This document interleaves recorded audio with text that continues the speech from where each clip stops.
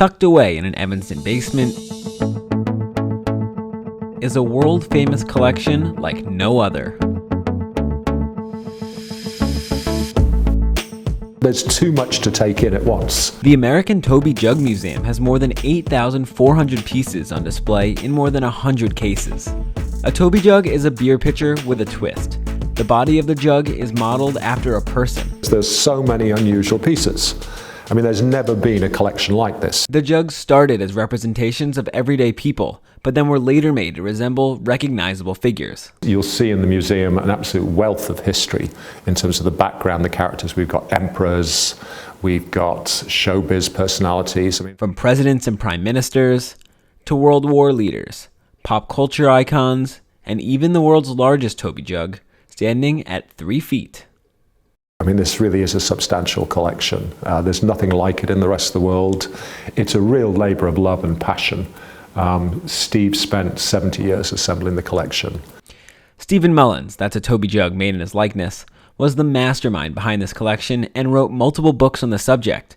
When current curator Kevin Pearsons wrote a price guide on Toby jugs in his 20s, Mullins wrote to him in the UK to say the book had some factual errors.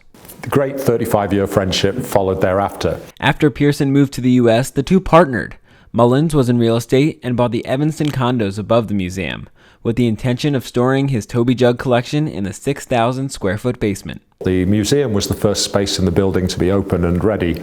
All the individual condos had to wait. Steve had his priorities. Mullins passed away earlier this year, but Pearson said the museum will live on. So we intend to keep it going forever. That's our aim.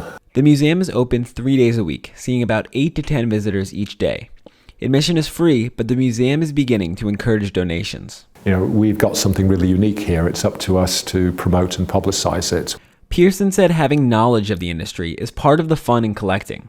Two visually similar pieces can have vastly different prices. That's $5,000. That's $80,000.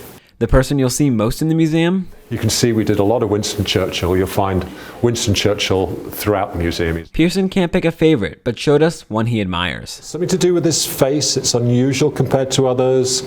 I love the finish, with it being Majolica and the sort of running glazes. That's more of a technical admiration, but just something about the way it's all put together. But it's very much just personal to me.